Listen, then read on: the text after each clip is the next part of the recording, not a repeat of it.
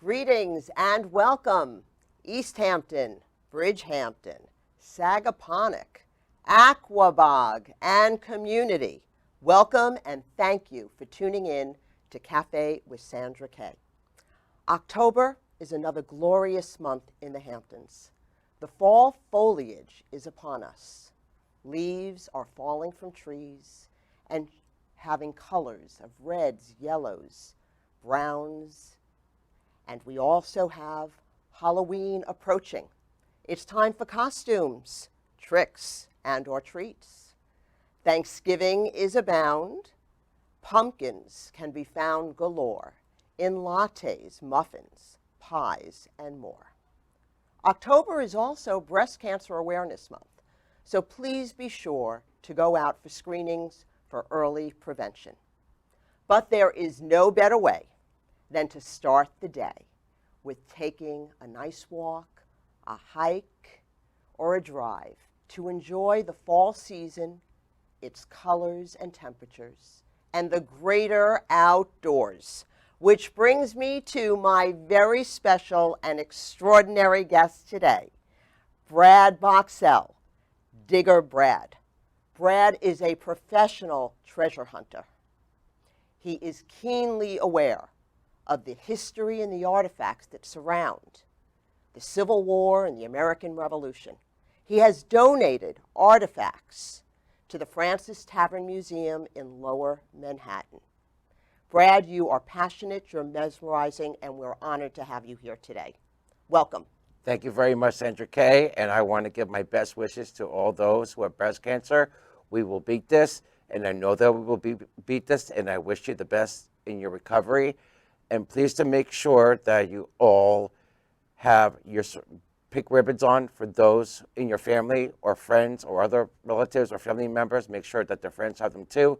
We will beat this, and I can't thank enough for Sandra K and the Cafe with Sandra K to have me on today with this amazing display of artifacts, and including you too. Thank you. Brad, so I'd like to start by you telling the audience when you discovered your passion for treasure hunting. Mel Fisher. Mel Fisher is, I think, one of the greatest archaeology finds of a lifetime, and also the greatest treasure hunter in the water of all mankind. He has found what's called the a.ka, the 1733 fleet, and also the 1715 fleet, which sank off the Florida coast of Key West, which was in a devastating storm. And a lot of times they find gold chains, gold discs, gold coins, silver bars, silver coins, and other miscellaneous items found on the ships that a lot of the people would use in their shipping time. That's amazing. So he inspired you, and I know that you like to use a term that I believe...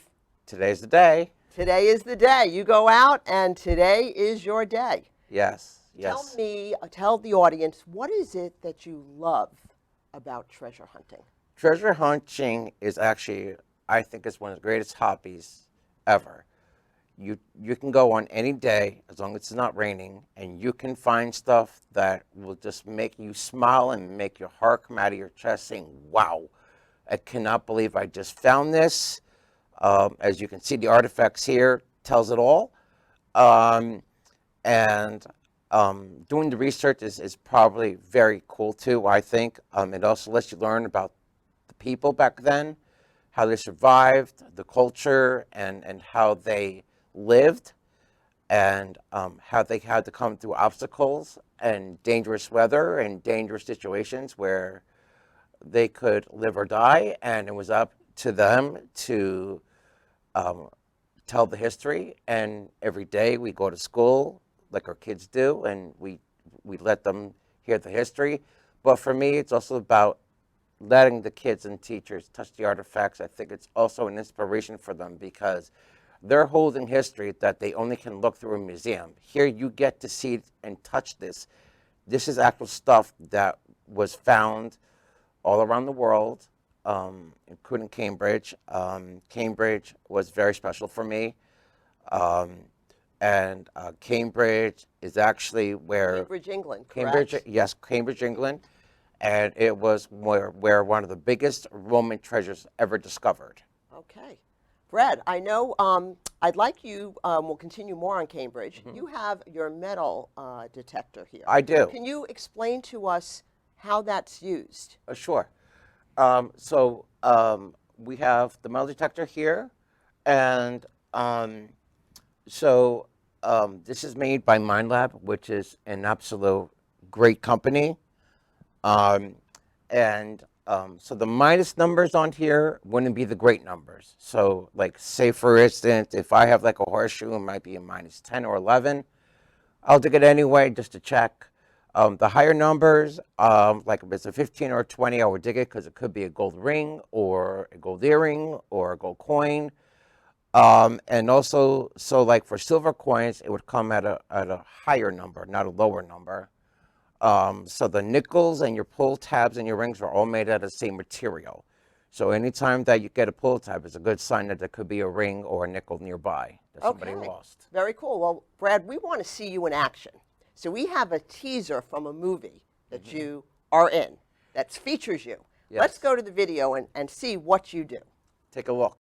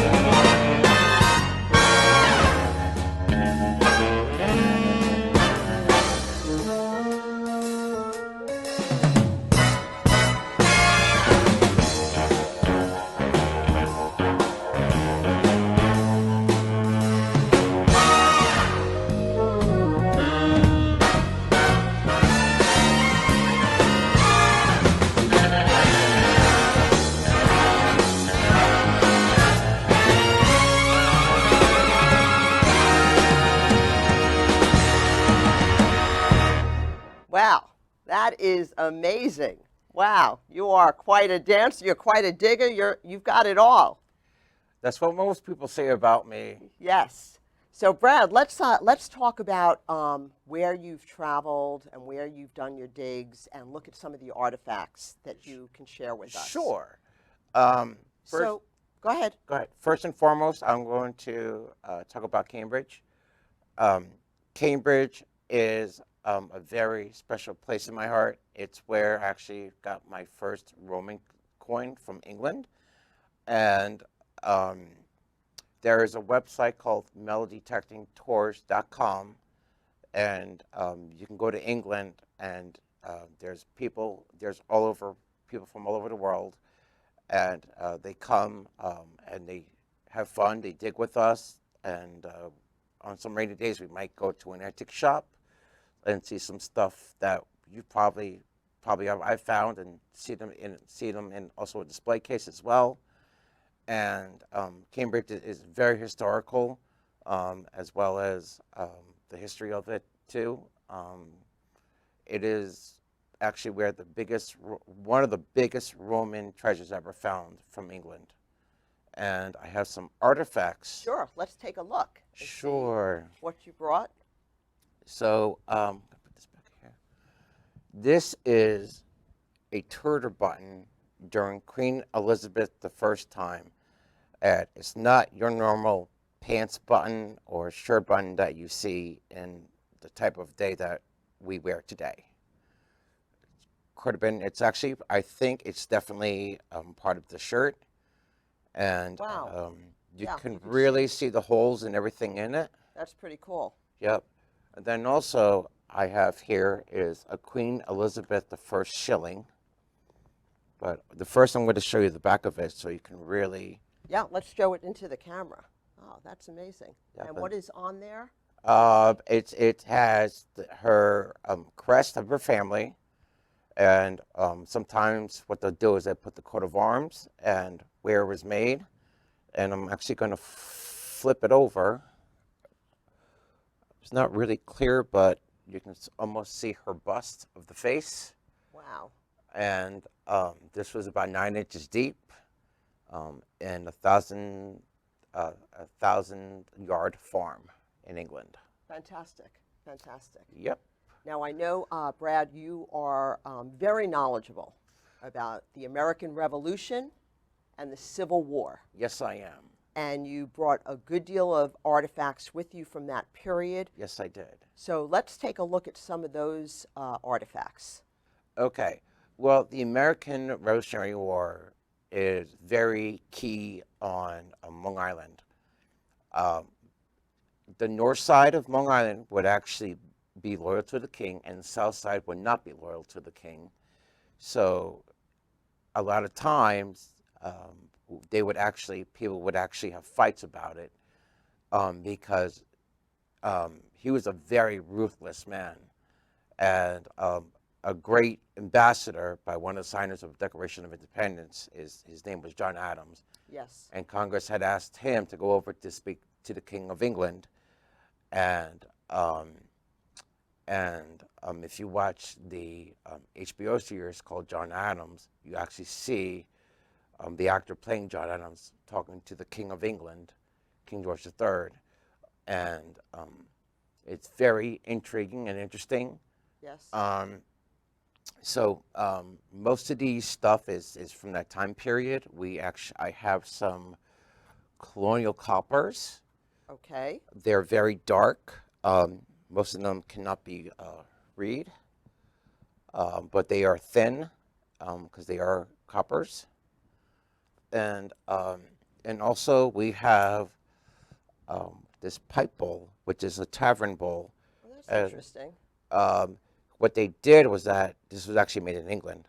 Okay. Apparently, what they used to do is that there were many diseases back then at the time. So, hygiene and everything was very unfathomable and very unclean.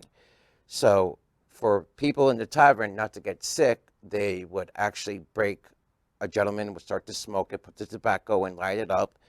And then what they would do was that one person would break it off, and then they would smoke it. And when they're done, break it off to the pipe bowl ended.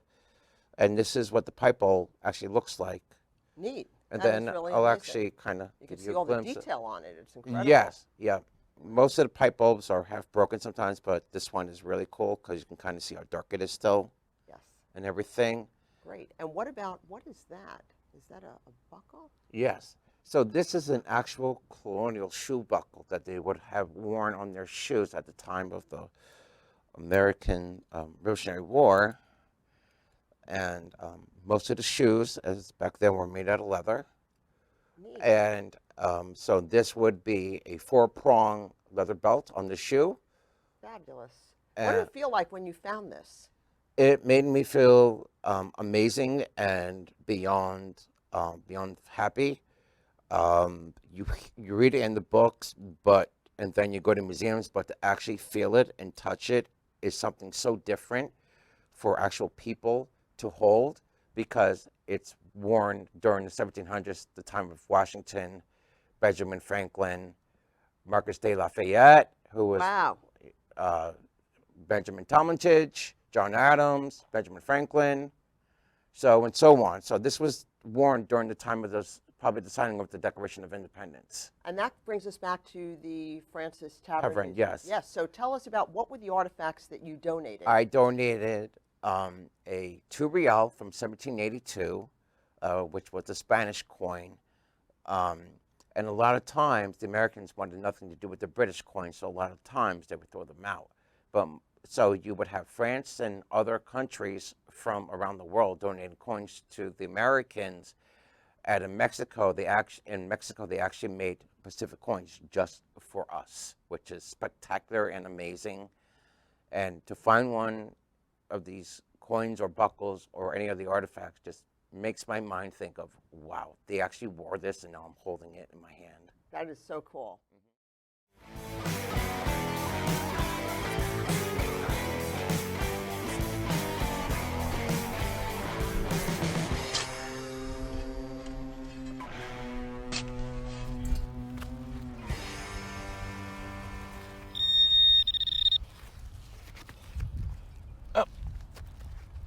There we go.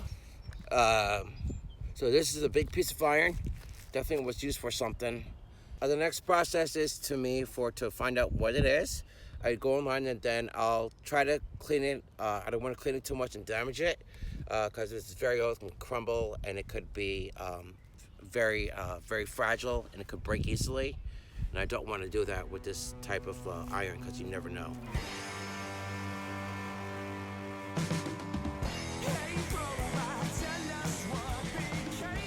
Probably a staple from the crop, probably for the hay and stuff. Just absolutely amazing to kind of feel what they felt, because I feel it. I feel it. It's pretty amazing. And those who gave up their tomorrows so we could actually have our todays. Famous line by my grandpa, which I have to thank him for that. Everything was sacrificed. I mean, none of this would have been able today if it wasn't for them. To me, that's an honor to have this, to have these 25 donated items here. It's an honor. Really is an honor. I don't think you can get more special than this. It's actually awesome. It's absolutely an honor to be here. It's an honor to have my father here with me. When I pulled up to one of those group relic hunts, and some interesting fella come running up to me, full speed. Relic Bob, Relic Bob. I have been wanting to meet you in person for years. And he stuck out his hand and we shook hands, and he told me his name was Digger Brad. And since that time, Brad and I have been on a number of relic hunts together, and we communicate on Facebook and messaging and call each other on the phone. And Brad has been one of the joys of the hobby. But I've thought of what, the song meant. I feel it coming in, feeling the air tonight, and I felt today was the day. Just like Mel Foster said, but today, I can feel it in the air. Very famous words by Phil Collins from a famous song.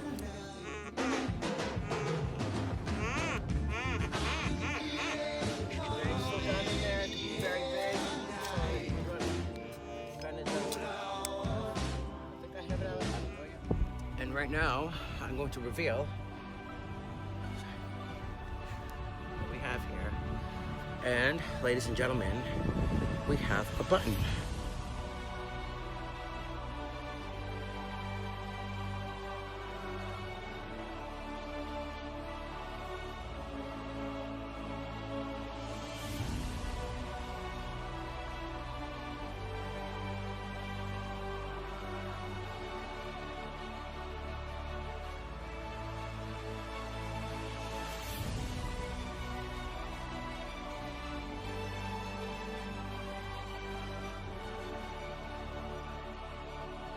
We did it.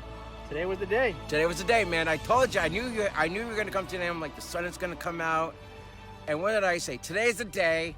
And as Phil Collins said, I can feel it in the air, but today Digger Brad is feeling it in the ground with this. And right now, Robert's gonna get a close-up of me of just dropping it in here. 1, 2, 3. Oh, there it goes down in the pallet. Awesome sauce, by the way. Awesome sauce. This is awesome, he's awesome, I'm awesome, this detector's awesome. This whole place is awesome. Filled with history, folks. But then afterwards, everybody dances. Woohoo! Shaking groovy, baby. Woo-hoo-hoo. It's a little up and down dance a little bit. I knew it was in there somewhere. I know. What do we have here? This is a Clovis. Spearhead. Let's talk about it. Alrighty. Yeah. What is a Clovis spearhead used for? These were made, actually this is over 5,000 years old, which is rarely do people get to see stuff like this. I found this after the 1996 big snowstorm out on Long Island, and found it on the beach. I'm actually going to show how it was laying on the ground. Mm-hmm. So this was laying like this, and this top part right here is where I found it. Picked it up, thought nothing of it. We took it down to the museum in Southold, the Indian Museum, And this is actually the second oldest spearhead in Northern America. That's amazing. That is truly amazing. Yep. And what were these used for, the These, spearhead? these used to kill big animals like your mammoths and your other kind of animals that would live back then during the Ice Age or, around time. This was actually is from Connecticut. It was traded actually. And so you can say that this traveled from one state to another state. Ah, very nice. Very cool. And here it is in my hands. That's right. Fabulous. And I know, Brad, also Culpeper, Virginia. You went on a dig in Culpeper, Virginia. I did. Can you share with us a little bit about that experience? Sure. Culpeper, Virginia was actually, it had the biggest battle of the Civil War called the Battle of Brandy Station. Sorry, it was the biggest cavalry battle, if I'm not mistaken. Correct. And by the guy named Jeb Stuart, who's actually related to Mary Queen Stuart of Scotland. Interesting. And Robert E. Lee had asked him to do a cavalry battle. Robert E. Lee is the most famous general of the Confederacy. And he ordered Jeb Stuart to do a cavalry charge, and it was the biggest cavalry battle of the Civil War. And also, we have a place down there, there's a place down there called the Graffiti House. It was also used at the hospital during both wars, by both sides, Confederate and Union. And it is also the place where you can see soldiers writing their names and their ranks and where they're from, if they're infantry or artillery. And they wrote it actually with coal. So it would stay on the thing, you stay on the wall forever, so that people can actually know who wrote it and where they're from, what states. Oh, that's amazing. Mm-hmm. Now, I know, Brad, you also dig locally.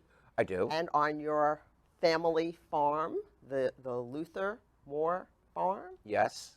Can you speak to us a little bit about your local digs? Local digs are very cool because also a.ka is very old too as well. And there's a couple of places I go every day that if I have the chance to. And it's very cool because every time I come home with something, I always look to make sure that I have my books ready, anything that can help me figure it out, whether it's from here or another part of the world or the exact item. And we have books that give us the military type of buttons, your artifacts, your buttons, coins, et cetera. And so you can see that some of the books here have actually helped me through the years of Sure. and it helps me study, saying that, okay, well, this is this, and then now I know exactly what I have. And it's just great because it's, history is history, but for me, it's always about making people feel the history and also making it look through the history people's eyes, like Washington. What were their eyes seeing through them when the Battle of New York happened, or the Battle of Brandy Station, Battle of Brandywine, or the Battle of Yorktown? So these books actually tell a lot more history than people know about, and which is really great for people to understand the history. Yes. Now, Brad, you shared something with me that I think is kind of special. You said that if there's an artifact that you have found and someone likes it more than you do, you're going to give it to them. Yes. Can you talk to us about that? I think it's more important for them to have it because it may change their mind of history, and sometimes you get the most beautiful smiles and the most exciting faces I've seen in a long time, and it just brightens up someone's day, and I think it's also just amazing that to see their reaction of actually owning a piece that I found from anywhere in the world or local. That back then history is history, but now you get to hold history in the hands and actually touch it. Great. Well, Brad, thank you so much. It's been an honor. It's been a pleasure to have you. You are mesmerizing. You're charming and enchanting. And maybe one day I'll be able to go on a dig with you. But I want to thank you very much. I want to thank LTV. I want to thank Rob Stio. And everyone, it is time for Thanksgiving, so we should all be grateful and thankful Yes. And everyone have a great day. Kisses. Love to all. Love Bye. to all, guys.